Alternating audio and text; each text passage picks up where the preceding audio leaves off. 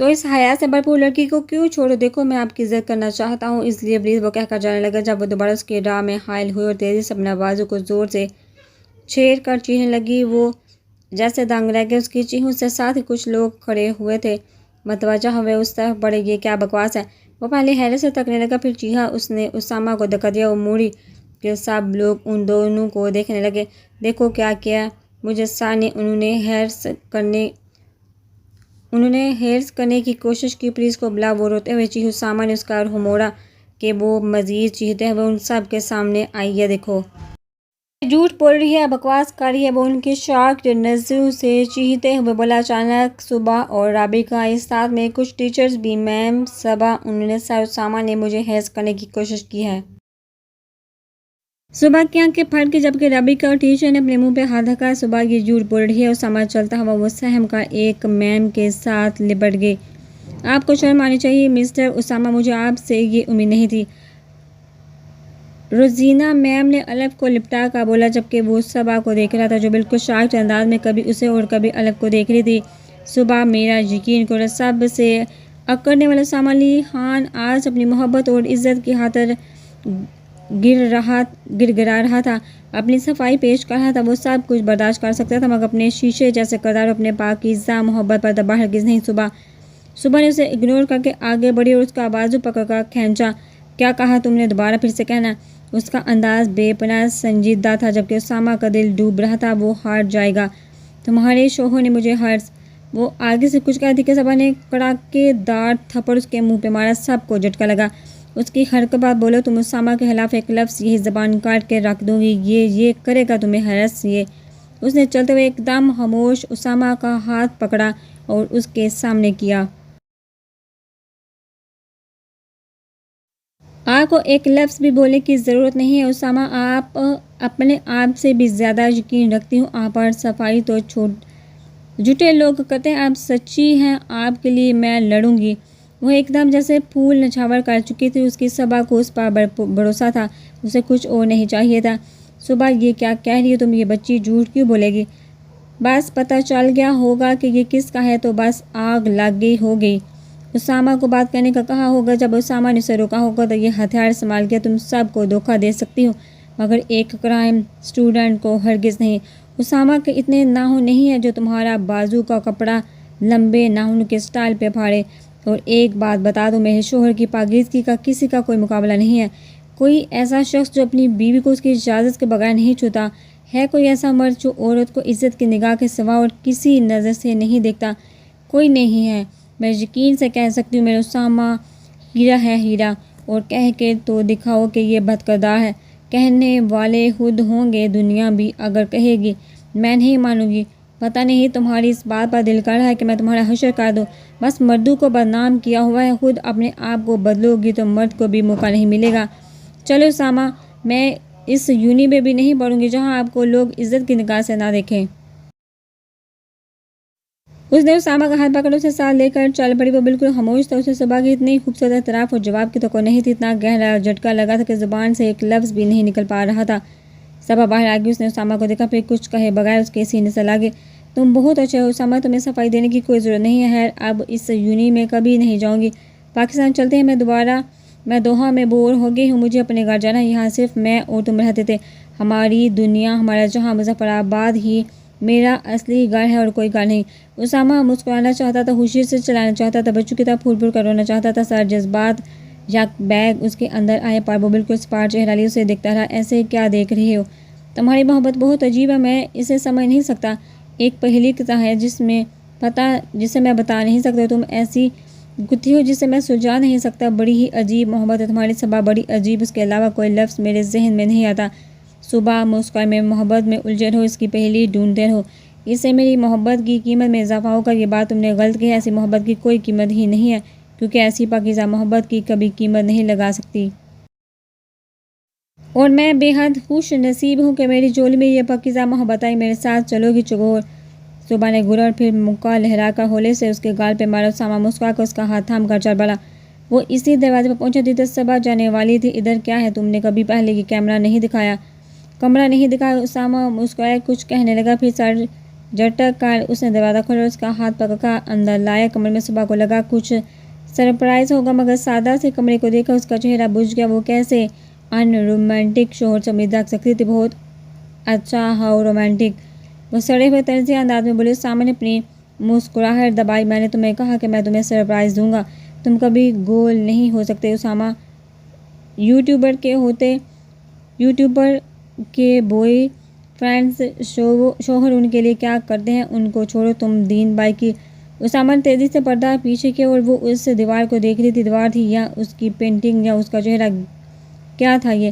ہاں جانتا ہوں، گولز ہیں، اسامہ بولا تھا، مگر وہاں کس نے سنا تھا؟ وہ تو بس منہ کھولے حیرت سے اس دیوار کو تاک رہی تھی۔ پھر یکدم اس نے اپنے منہ پہ ہاتھ رکھا، مگر چیخ اس میڈم کی نکل ہی پڑی تھی۔ اوہ میرے خدا، یہ کیسے؟ یہ تم نے، اور میں کہیں بے ہوش نہ ہو جو تم نے میری خواہش پوری کر دی، تمہیں یاد تھا؟ وہ تیزی سے آئی اس کو ہگ کر چکی تھی۔ I just love you, love you, love you, God you're the best چکی، I am lucky to you. کیسے یاد ہے چکی؟ وہ جم میں ایکسرسائز کر رہا تھا جب صبح اس کے پاس آئی تھی۔ تم ایک دیوار بناؤ گے جس میں صرف میرا چہرہ ہو؟ اسامہ جو ٹریڈ مل پہ چل رہا تھا چونک کر اسے ویم کو دیکھا جو اپنے بال کو بار بار ہاتھوں سے کھیل رہی تھی۔ ہاں لاؤ، حاضر کرو، اپنی گردن لگا دوں گا دیوار پہ۔ اس نے سر اٹھا کر گڑ کر دیکھا۔ نہیں ویسا نہیں، مینس میری بہت ساری پکچر ہیں اور آپس میں جوڑ کر اس پورٹریٹ ہو جس میں میرا چہرہ ہو۔ جاؤ لٹل گرل، کارٹون ہی دیکھو تم، یہ جو یوٹیوبر ہے تمہارا دماغ خراب کر رہا ہے۔ پلیز اسامہ، وہ میں نے دیکھا تھا نا، وہ اتنا کیوٹ تھا۔ آؤٹ، ہاں میرا سر مت کھاؤ، تم دنیا کے گندے بالکل پاگل اور چکی انسان ہو، وہ کہہ کر چل پڑی تھی۔ اس کی آنکھوں میں نمی بھی تھی جو اسامہ نے ان 6 سالوں میں ہر پل بڑی شدت سے محسوس کی تھی۔ نور صبا نے اس کے گال چھوئے تو وہ چونکا۔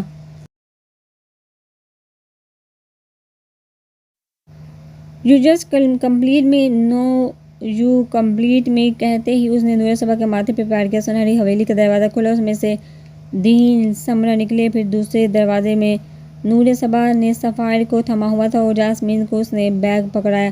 اسامہ نہیں آیا تھا کیونکہ وہ کورٹ گیا تھا، آج اس بچی کا فیصلہ ہونا تھا اس حصے میں، وہ کل سے ہی شہر میں تھا۔ سمرہ نے آنکھیں اٹھا کر اس حویلی کو دیکھا جہاں یہ جگہ اس کے لیے کسی قیامت سے کم نہیں تھی، مگر قیامت گزر چکی تھی، حساب ہو گیا تھا، انصاف مل چکا تھا اور سمرہ کو اپنے صبر کا پھل مل گیا تھا۔ وہ اپنے رب کی جتنی شکر گزار ہوتی اتنا کم تھا۔ مورے باہر آئی، انہیں دیکھ کر دین آگے بڑھا اور ان سے ملا۔ میری مورے، میرے قلب، ان کو پیار کرنے لگا۔ مورے کی آنکھیں نم ہو گئی، بے احتیاط اسے چومنے لگی۔ سمرہ مسکرا پڑی۔ میرا صلاح الدین، بہت یاد کیا تھا تمہیں میں نے بھی، آپ کو اپنی پوتی سے نہیں ملیں گی سفائر، سمر بچی۔ وہ سمرہ کی طرف بڑھی، اسے پیار کیا اور گرم جوشی سے جیسے بینچ لیا۔ سمرہ نے بھی انہیں خوب پیار کیا، آخر ماں تھی اس کی سفائر دادو۔ صبح نے اسے اشارہ کیا، اس نے پہلے دین کو دیکھا، پیار سے اسے اٹھایا۔ پیار کر کے مورے کے قریب کیا۔ سفائر جان، مادر بزرگ، آپ کی مادر بزرگ۔ وہ کھلکھلا کر دین کے گردن میں منہ دینے لگی اور آوازیں نکلنے لگی، دادو کی جان ادھر آؤ، ماں صدقے نظر اتاریں اس کی۔ انہوں نے اسے اٹھایا اور وہ بجائے رونے کے اپنی دادو کے سینے میں سر رکھا۔ سب یہ منظر دیکھ کر مسکرا پڑے۔ چلیے اندر۔ مورے، آپ مجھ سے نہیں ملی، جاسمین اور صبح بولی۔ ادھر آؤ ماوری، میری بیٹیاں آئی ہیں۔ وہ دوسرے بازو آگے کر کے ان کے ماتھے پہ بوسہ دینے لگی۔ مادر بزرگ اور باقی سب کہاں ہیں؟ دین نے پوچھا۔ اندر آؤ، کام میں لگے ہوئے ہیں، سب پیچھے والے پورشن میں ہیں، اس کے ساتھ والے لان میں ہے نا مہندی، آؤ۔ وہ سب ان کو ساتھ لے کر چلنے لگے۔ سمرہ نے اچانک نور کا ہاتھ پکڑ لیا۔ صبا چونک پڑی۔ میرے ساتھ رہنا۔ سمرہ کے لہجے میں اس نے خوف محسوس کیا۔ پھر ٹھیک ہے، ہاں بس تھوڑا سا گھبرا رہی ہوں، ہاتھ پکڑے رکھنا۔ اسے معلوم تھا تائی جان اور تائی بھی حویلی میں ہے، اس لیے تھوڑا سا گھبرا رہی تھی۔ ٹھیک ہے، آئی میرے ساتھ۔ وہ دونوں باتیں کرتے ہوئے اچانک چلنے لگی کہ دونوں کے قدم رک گئے۔ سامنے کھڑے دو فرد نے ان دونوں کے قدموں کو روک دیا تھا۔ سمر نوری، امی کی بڑھائی ہوئی آواز بھی ان دونوں کو سکوت کو نہیں توڑ سکی اور بابا کا چہرہ ان دونوں کے گرد اٹکا ہوا تھا۔ امی بھاگتے ہوئے آئی اور جا کر ان دونوں کو لپٹا چکی تھی۔ میری بیٹیاں، یا اللہ تو نے میری دعا قبول کر دی، میری بیٹیوں کا چہرہ دکھا دیا۔ جبکہ ان دونوں میں ذرا سی بھی جنبش نہیں ہوئی۔ پھر ایک دم نور صبا نے امی کے گرد بازو پھیلا کر رونا شروع کر دیا۔ ماما آپ آ گئی بابا۔ اس نے روتے ہوئے ماں سے لپٹ کر بابا کو دیکھا جن کی تھوڑی ہلکی اور وہ بھی بڑے آگے سمر جبکہ وہ ویسے ہی تھی۔ وہ بس دونوں کو تکے جا رہی تھی۔ فرحاد سمرن کچھ کیوں نہیں بول رہی سمرن؟ وہ سمرن کو دیکھتے ہوئے اپنے شوہر سے بولی جو اپنی دوسری بیٹی کو سال ابتدائی سے پیار کر رہی تھی، آپ لوگوں کو کس نے یہاں بھیجا ہے؟ نور صبا بولی ہمارے دو بیٹے ہم سے ملنے آئے تھے، انہوں نے ہمیں بلایا۔ کون؟ اسامہ اور دین، یہی گھر ہے۔ صلاح الدین نے کار پارک کرتے ہوئے کہا۔ اسامہ نے اپنے فون کو پھر اسے گھر کو دیکھا، بتایا تو یہی ہے، ایڈریس سے ادھر ہی معلوم ہو رہا ہے۔ دین نے کار پارک کی اور پھر وہ دونوں اتر کر گیٹ کی طرف بڑھے۔ ارد گرد دیکھتے ہوئے انہوں نے بیل ماری۔ 10 منٹ بعد آواز آئی، کون؟ تو دین نے جواب دیا، فرحاد صاحب سے ملنا ہے۔ دروازہ کھلا، فرحاد صاحب باہر نکلے۔ جی السلام علیکم۔ انہوں نے ناسمجھی سے ان دو بڑے نوجوانوں کو دیکھا۔ وعلیکم السلام انکل، کیسے ہیں آپ؟ مجھے تو شاید آپ نے نہیں پہچانا ہوگا، میں صلاح الدین علی خان، آپ کی بیٹی سمرن کا ہسبینڈ۔ ایک دم جیسے ان کی آنکھیں حیرت سے پھیلی، وہ بہت حیرت سے اونچے چوڑے شاندار مرد کو دیکھنے لگے جو ان کی بیٹی کا شوہر تھا۔ وعلیکم السلام انکل۔ السلام علیکم انکل، سمرن ہلکی سے مسکراہٹ سے کہا۔ وہ پھر اسے دوسرے نوجوان کو دیکھنے لگی تو وہ اسے داڑھی کے باوجود پہچان گئی، یہ تو اسامہ ہے۔ نور صبا کا کیا ہوا، میری بیٹیاں ٹھیک ہے نا؟ وہ یکدم ڈرتے ہوئے بولے۔ صلاح الدین مسکرائے، ارے نہیں نہیں انکل، بالکل ٹھیک ہے، وہ ہم آپ سے ملنے آئے ہیں، کچھ ضروری باتیں کرنی ہے، کیا آپ اپنے بیٹوں کو اندر نہیں بلائیں گے؟ وہ بے حد اپنائیت سے بولا۔ انہوں نے ان دونوں کو اندر بلایا مگر نہ جانے کیوں اپنی بچیوں کے مطابق بہت گھبراہٹ ہو رہی تھی۔ گھر کے اندر لے کر گئے تو انہوں نے اپنی بیوی اور بیٹے کو آواز دی جو کچن میں باتیں کر رہے تھے۔ وہ باہر آئے تو رکے۔ فرحاد آپ نے بتایا نہیں کوئی مہمان؟ آنٹی ہم مہمان نہیں، میں صلاح الدین اور یہ اسامہ آپ کے داماد۔ وہ ایک دم ساکت ہو کر ان کو دیکھنے لگی۔ ساکت تو ارسل بھی ہو گیا تھا، ان سب کو ڈر تھا کہیں ارسل کو بدلہ ارسل جانے لگا۔ بڈی ریلیکس، ہم تمہیں مارنے نہیں آئے، جب تم نے کچھ کیا نہیں تو ایسے کیوں گھبرا رہے ہو؟ دین نے اس کے سفید پڑتے چہرے کو بڑی نرمی سے کہا۔ آپ لوگ بھی نہ ڈریں، ہم نے بس آپ لوگوں سے گپ شپ کرنی تھی، کیا یہاں آپ اپنے دامادوں کی خاطرداری نہیں کرتی؟ اسامہ مسکرا کر ان کی گھبراہٹ دور کرتے ہوئے بولا۔ دین پہلے بھی ڈھونڈتا رہا ہمیں مگر ہم لوگ آسٹریلیا چلے گئے، ارسل کو اسکالرشپ آفر ہوئی تھی، ہم نے بھی کہا ٹھیک ہے، جب بچوں کی خوشیاں نہیں دیکھ سکے بیٹے کے دیکھ لیں، ورنہ ہماری نیندیں جیسے اڑ گئی تھی۔ ادھر ہی ارسل کی بھی کنوکیشن تھی اور اسامہ کے چھوٹے بھائی کی بھی ڈگری سیریمنی۔ اسامہ نے ہمیں پہچان لیا تھا اور پتہ کروا کر وہ فوراً ہمارے گھر پہنچ گیا۔ پھر اس نے ہمیں سارا قصہ سنایا۔ جہاں سمرن کے بارے میں سنا تو دل جیسے پھٹ پڑا تھا اور اپنی نور صبا کے بارے میں جانا تو دل کو کونے میں سکون ملا کہ میری دونوں بیٹیوں کے نصیب کتنے حسین ہے۔ سمرن کچھ تو بولو، میرا دل ڈوب رہا ہے، بے شک مجھے ڈانٹ لو، غصہ کرو، ناراضگی کا اظہار کرو مگر ایسے مت کرو۔ امی نے سارا واقعہ بتاتے ہوئے ساکت کھڑی سمرن کا جھنجھوڑا۔ سمرن نے ان کا ہاتھ نرمی سے پکڑا اور پھر انہیں لے کر چلنے لگی۔ چلتے ہوئے وہ حویلی کے لان میں آئی جب حادثہ مختم ہو گیا تھا مگر اسے ہر ایک جگہ یاد تھی، اپنی اذیت کا ہر پل یاد تھا۔ یہ جگہ دیکھ رہی ہیں آپ، 4 دن اتنی سخت ٹھنڈ اور بارش میں رات کے وقت کھڑی رہی، تنہا اندھیری رات میں کتے کے بھونکنے کی آواز، رات کی وحشت، عزت چھین جانے کا خوف، سردی اور بارش سے مر جانے کا خوف، ہر قسم کا خوف میں نے ان 4 راتوں میں محسوس کیا۔ وہ بالکل میکانی انداز میں کہہ رہی تھی، پیچھے بابا اور نور تھے اور کھڑے رہنا تھا، لیٹنا تو دور کی بات بیٹھنے کی بھی اجازت نہیں تھی۔ ٹانگیں شال ہو گئی تھی، میں نے اس وقت شدت سے اپنے مر جانے کی دعا کی تھی مگر نہیں، عذاب تو باقی تھا۔ ادھر آئیں۔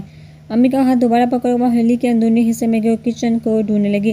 سب نے بھی حیرانی سے سمرن کو دیکھا اور اس کے پیچھے بڑھی اور جب ملا تو اسے ایک بار بھی مختلف اور خوبصورت کچن کو پایا۔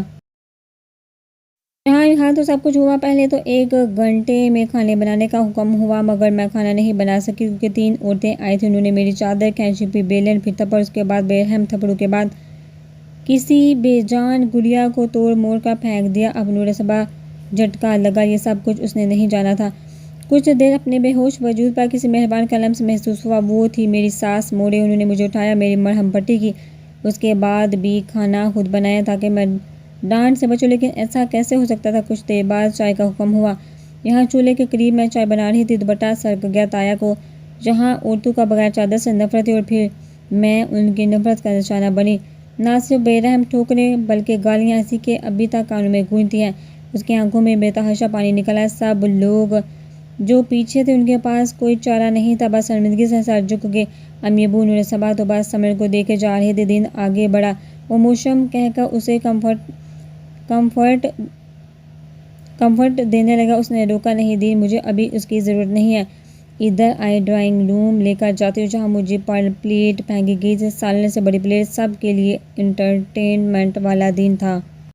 یاد تو ہوگا آپ سب کو بھول گئے ہوں گے مگر میں نہیں بھولی تھی، میں وہ ہنسی دبی مسکراہٹ طنزیہ نظر نہیں بھولی تھی۔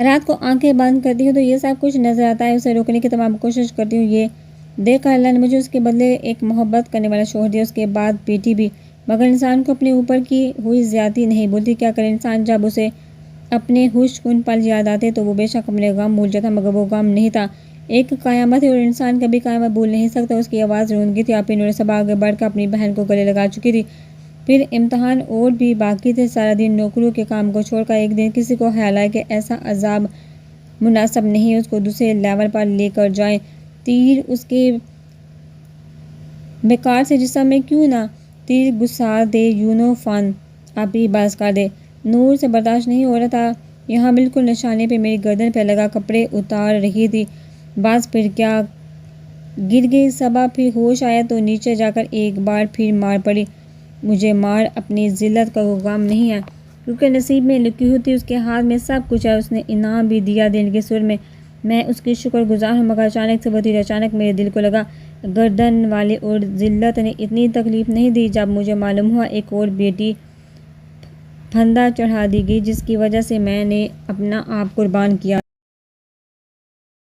اور بہت اپنے بیٹے کو لے کر غائب، جس برے خواب سے بچنے کے لیے میں نے اتنا بڑا قدم اٹھایا مگر برا خواب تو آ گیا، اب آپ کو 6 سال بعد دیکھا تو کیا بولوں امی، آپ لوگوں نے مجھے بولے جوگا چھوڑا، انہیں تقریباً داد سے کہتے ہوئے صبا کے کندھے پر سر رکھ دیا اور تقریباً سب کے آنسو نکل آئے، واقعی اس کا درد کو کوئی نہیں سمجھ سکتا تھا، خانم آگے بڑھی، صبا کا کندھا تھپ تھپایا، وہ چونکا اس کا چہرہ بھیگ چکا تھا، انہوں نے پیار سے اس کا چہرہ صاف کیا، لاؤ میری بیٹی کو مجھے دو، آؤ سمر بچی، خانم جان کے ساتھ چلو، وہ سب کو شراکت تھی کہ ویسے بھی سفر کی تھکن، اس کے بعد پریشان، بعد میں بات کیجیے گا، نور نے سمر کا چہرہ چوما، اس سے الگ ہوئی امی کے پاس آئی امی، ارسل کدھر ہے، اب تو کافی بڑا ہو گیا ہوگا، وہ لہجے کو حشاش پشاش بناتے ہوئے بولی، میں نے اپنی بہن کا سنتے اس کا دل جیسے بند ہونے کے قریب تھا، اتنی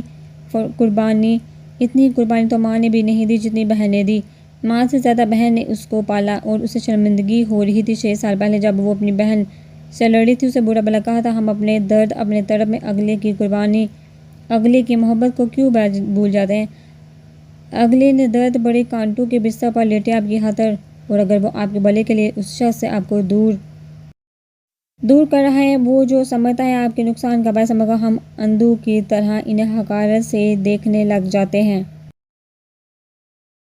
انہیں ہماری اور ہماری خوشی کی پرواہ نہیں، آج نور صبح کا ضمیر اسے ملامت کر رہا تھا، اسے اپنی بہن کو یہ سب کچھ نہیں کہنا چاہیے تھا، آج وہ واقعی ٹوٹ گئی تھی، تھینک گاڈ بالآخر ہمیں انصاف مل گیا، روحان ڈرائیو کر رہا تھا جب وہ خوشی سے بھرپور اسامہ درشکی کو دیکھتے ہوئے بولا جس کی آج خوشی کا کوئی ٹھکانہ نہیں تھا، کیسے نہ ملتا، جیت تو ہمیشہ سچ کی ہوتی ہے اور سب سے آسان کام ندا کے بیان نے کر دیا، اگر وہ گھر والوں کی حراست میں ہوتی تو اس کا بیان ان کے دباؤ سے خاصا مختلف ہوتا، چلو مسٹر مبارک اب کیا کرنا ہے، جج سے میری میٹنگ ہے، ان سے اس ایشو پہ بات کرنی ہے، چائلڈ میرج، اور ایک تو بہت سی آبائی علاقوں میں کوشش کرنی ہے کہ بیچلر تک تعلیم لازمی کرنی ہے، جب تم انسان کو تعلیم نہیں حاصل ہوگی وہ پھر عقل شعور سے محروم رہے گا جو اس کے لیے اور معاشرے کے لیے بے حد نقصان دہ ہے، نکاح پر لڑکی کو شناختی کارڈ دکھایا جانا بے حد ضروری ہے کیونکہ ایسے لوگ 18 سال لکھوا کر چھوٹی بچوں کی شادی کر دیتے ہیں، اور دوسرا ان کی پوری رضامندی شامل ہونی چاہیے، یہ اسلام ہے، ایسی شادی کو قبول نہیں کیا جاتا جہاں زبردستی ہو، یہ 2 کام کرنے بے حد ضروری ہے، اس کے لیے ایک کیمپین کرنا ہوگا، خدا تمہیں کامیاب کرے اسامہ، ویسے سمرن اسکول کی تعمیر مکمل ہو گئی؟ ابھی نہیں مگر میں نے اخبار میں انٹرویو کا اشتہار دے دیا ہے، دیکھو، وہ کہنے لگا، اچانک گاڑی کنٹرول سے باہر ہوئی کیونکہ کسی نے پیچھے والے ٹائر پہ گولی مار دی تھی جس کے پنچر ہونے کے بعد وہ سیدھا زور سے اونچائی کی طرف جا کر گرنے والی تھی، مگر اسامہ نے پھرتی سے اسٹیئرنگ پکڑ کر دوسری طرف کیا تو وہ جا کر دوسری طرف بڑی زور سے جھٹکا لگا کر لگی اور ان کے سر آگے جا کر بڑی زور سے لگی، ادھر چھت پہ کیا کر رہی ہو؟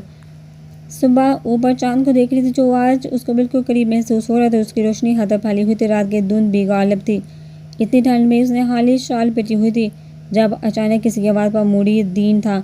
کچھ نہیں سنا تھا آپ کا؟ یہ چھت کافی بڑا دکھنے کا اشتیاق ہوا تو چلی گئی۔ سدھ جاؤ، لڑکی رات کے وقت ٹھیک نہیں ہوتا۔ وہ تمہاری چکی کو پتہ چل گیا تو تمہاری خیر نہیں ہے۔ اسامہ کا کچھ پتہ چلا آپ کو؟ ان کی کوئی کام تھا، وہ چل کر آئے۔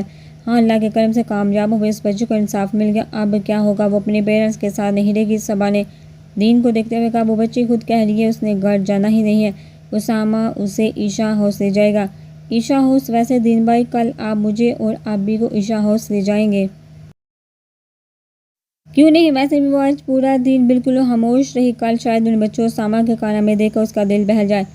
اسامہ نے کہا تھا وہ رات تک آ جائے گا، ابھی تک نہیں آیا۔ اوہو، تو صاحب عالم کا انتظار تھا۔ یہ تو صرف ایک بہانہ تھا۔ کتنی